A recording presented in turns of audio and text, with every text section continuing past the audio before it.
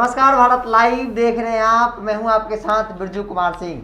बिहार में विधानसभा चुनाव होने वाला है। कोरोना संक्रमण, बढ़ते कोरोना संक्रमण और बाढ़ जैसी भीषण समस्याओं के बीच चुनाव आयोग ने साफ कर दिया है कि चुनाव सही समय पर होगा। हालांकि चुनाव आयोग के इस बात के बाद जो है राजनीतिक हलचलें काफ़ी तेज हो गई है। तमाम राजनीतिक दल, पक्ष विपक्ष सभी लोग अपने अपने स्तर से चुनावी प्रक्रिया में लग गए हैं। अब आपको बता दें कि चुनाव है तो आरोप प्रत्यारोप का दौर तो यूं ही जारी रहेगा और तो अग्रसर के पथ पे हो जाएगा। अगर बात करें तेजस्वी यादव की, तो तेजस्वी लगातार नीतीश कुमार को घेरने में लगे हुए हैं। यहाँ तक कि उन्होंने अपने आवास पे प्रवक्ताओं की मीटिंग बुलाई थी कि किस तरीके से सरकार को घेरा जाए। लगातार घेर रहे हैं। आखिरकार घेरते घेरते नीतीश कुमार की चुप्पी टूट ही गई, मजबूर कर दिए तेजस्वी यादव।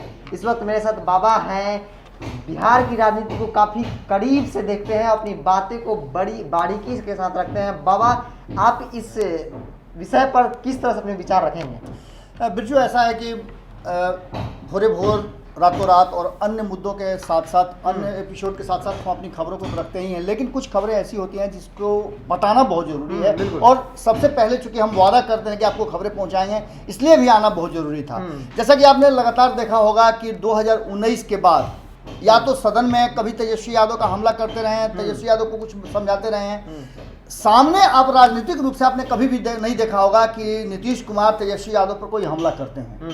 इस बार भी जो हमला उन्होंने किया है, नाम नहीं लिया है, नहीं, लेकिन उनका इशारा जो है वो ये स्पष्ट कर रहा है कि वो हमला उन्हीं लोगों पे कर रहे हैं जिन लोगों के साथ अभी 36 के आंकड़े चल रहे हैं। लगातार तेजस्वी यादव नीतीश कुमार को प्रोवोक करते रहते हैं। मुद्दों आधारित राजनीति की बात करें या फिर अलग अलग मुद्दों पर नीतीश कुमार को घेरने की बात करें, तो तेजस्वी यादव हमेशा एक्टिव रहते हैं। जवाब पार्टी के सदस्य देते हैं, जो जदयू के लोग हैं, प्रवक्ता देते हैं। आपने देखा होगा राजीव रंजन लगातार जवाब दे रहे हैं। आपने देखा होगा किस तरह से नीरज कुमार लगातार माने प्रवक्ता नहीं रहते हुए जवाब दे रहे हैं। आप देखे होंगे कि प्रवक्ता नहीं रहते हुए किस तरह से अजय आलोक जवाब दे रहे हैं। प्रवक्ताओं की बात तो छोड़ दीजिए ना, लेकिन प्रवक्ता में सिर्फ राजीव रंजन को छोड़ करके बाकी जितने भी गैर प्रवक्ता लोग हैं वो हमला करते हैं। यहां तक कि आपने आरसीपी सिंह को भी देखा होगा, आपने देखा होगा ललन सिंह हमला कर रहे हैं, आपने देखा होगा कि अशोक चौधरी हमला कर रहे हैं, लेकिन नीतीश कुमार नहीं बोलते थे इन मुद्दों पर। अब नीतीश कुमार की भी थक हार करके, खिन्न होकर के कहा जाए तो उनकी चुप्पी टूट गई है और उन्होंने अपने विकास के एक नए दावे को पेश किया है। उनका कहना यही है कि हम 2015 से जो शुरुआत किए हैं उसमें 2 चरण की बातें करें तो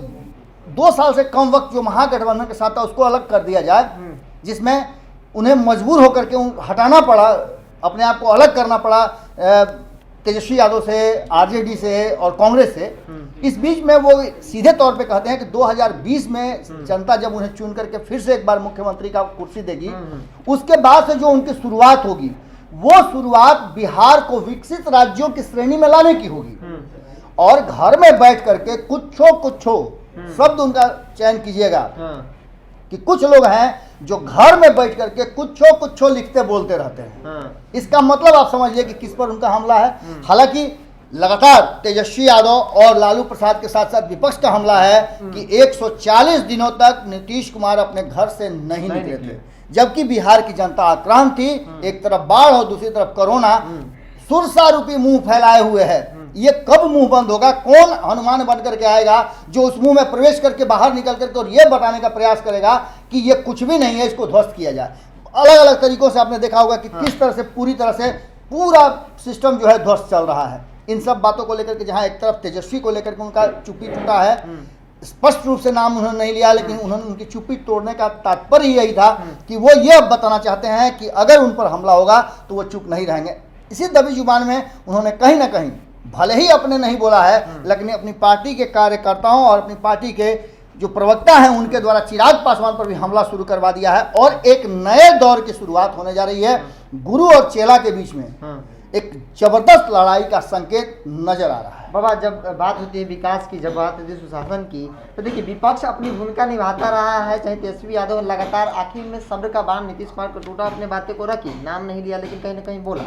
लेकिन जब बात आती है एनडीए की, उनके सहयोगी दल की, तो लगातार चिराग पासवान नीतीश कुमार के शासनकाल पर उनके कार्यशैली पर सवाल उठा रहे हैं, लेकिन उनको कहीं ना कहीं इग्नोर किया जा रहा है, बातों को जवाब नहीं दिया। यही बात है बिरजू, लगातार हम बता रहे हैं कि आपने देखा होगा कि 524 करोड़ की योजना का कल जो जिस तरह से हो रहा था, 217 परियोजनाएं थी, लेकिन बंगरा पुल का पहुंच पथ के ध्वस्त होना एक बार फिर से उसी जगह, ठीक है आप पुल बना रहे हैं, पुलिया बना रहे हैं, जो आपका यूएसपी रहा है उसी यूएसपी में बार बार आपको झेलना पड़ रहा है। हमने भी खबरें दिखाया है कि किस तरह से पहुंच पथ जो है एकदम धराशायी हो गया। आप घर में बैठ करके उद्घाटन कर रहे हैं और दूसरे को घर में बैठ करके ट्वीट करने का कर रहे हैं, तो कहीं ना कहीं ये बातें जो है ना, वो दो तरह की बातें सामने आ रही हैं। और इन बातों को लेकर के एक तरफ जहां नीतीश कुमार अपनी योजनाओं को, अपने विकास को दिखाना चाहते हैं, वहीं दूसरी तरफ उनका पीछा नहीं छोड़ रहा है उनकी मुश्किलें। और ये मुश्किलें निश्चित रूप से, हालांकि सुशील मोदी बहुत प्रयास कर रहे हैं कि नीतीश कुमार को डिफेंड करें, लेकिन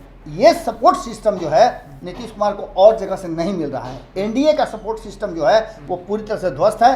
भारतीय जनता पार्टी में गिने चुने जो लोग हैं, या तो नीतीश कुमार के साथ सत्ता में भागीदार हैं, उनमें से कुछ एक चंद लोग बोलते हैं, या नीतीश कुमार के इर्द गिर्द जो लोग हैं वो बोलते हैं। अभी स्थिति जो सबसे बड़ी बात, एक ब्रेकिंग न्यूज भी हो सकती है ये, कि अभी सबसे बड़ी बात है कि कोई भी एक्सपोज होना नहीं चाहता है। स्थितियां कब बदल जाएं, इस चुनाव के पहले सभी लोगों को संशय की स्थिति में है, और लोग इस इंतजार में हैं कि कब नीतीश कुमार से उन्हें अलग होना पड़े या फिर नीतीश कुमार के साथ जुड़ना पड़े।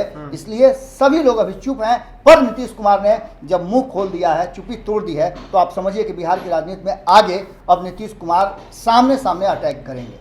हाँ, तो बिल्कुल आप सुन रहे थे बाबा को, जिन्होंने साफ कर दिया है कि बिहार की राजनीति में कहीं ना कहीं संशय अब भी बना हुआ है। लगातार लोग आरोप तो लगा रहे हैं, लेकिन अगर 2 डेग आगे की बात करें, चुनाव की बात करें, तो कौन किसके साथ रहेगा ये अब भी जान पाना हम आपके लिए कहीं ना कहीं दुविधाजनक बातें रही है। और आगे जानना दिलचस्प होगा कि क्या कुछ होता है, और जैसे ही कुछ होता और है। ऐसा नहीं है बिरजू, एक बात और बहुत महत्वपूर्ण है कि लगातार जिस तरह की बातें सामने आ रही हैं कि कोई विकास का, कोई ऐसा नहीं है कि विकास नहीं हो रहा है, विकास के मानक तय किए जा रहे हैं, विकास के रास्ते में जरूर हम बढ़ रहे हैं, पर विकास का जो खाका हमने खींचा था, जो नीतीश कुमार ने खुद खींचा था अपने लिए, उन्होंने जो खुद हर्डल बनाया था, उस हर्डल को पार करने में बार बार पिछड़ जा रहे हैं। और स्थिति ये है कि कहीं ना कहीं जो चौथा ये महासेतु बना है, जो कई जिलों को एक साथ जोड़ने वाला था, इसने एक बार फिर से नीतीश कुमार की 70 घाट के बाद किरकिरी जरूर करा दी। इस बंगरा ने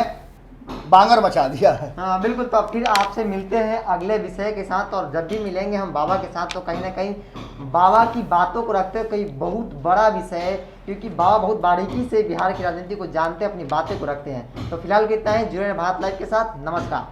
बढ़ाएं अपना कदम सक्सेस की ओर शिखर करियर इंस्टीट्यूट के साथ। शिखर करियर इंस्टीट्यूट पूर्वी भारत में एकमात्र कोचिंग संस्थान जो एक्सक्लूसिवली है मेडिकल एंट्रेंस एग्जाम के लिए।